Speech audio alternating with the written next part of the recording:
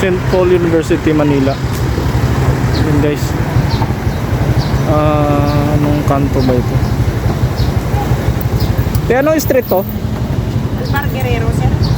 Malbar. Malbar Guerrero. Ito? Guerrero. Guerrero. Malbar Street. Malbar Street to. Tapos yung dito naman Guerrero. So si tatay nandoon. Nandoon si tatay. Kawawa naman. Yun guys. Sa mga gustong tulungan si tatay, nakahiga lang si tatay doon. Sobrang payat na ni tatay.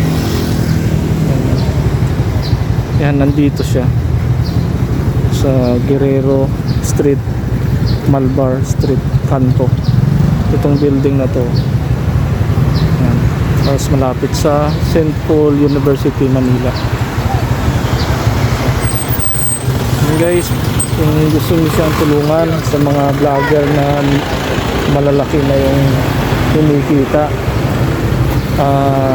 kagaya nila Rosmar, Kung TV, yan,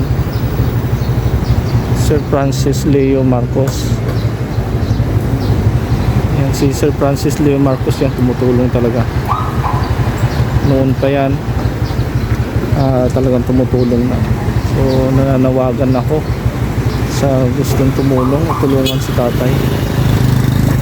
Ako po yung walang kakayahan kong tumulong. Ito lang po kaya kong itulong sa kanya, yung mag-videohan ko siya, ituro yung location niya. Ako po yung walang hindi po kumikita ng malaki. Ako po yung nagtatrabaho lang po sa isang private company.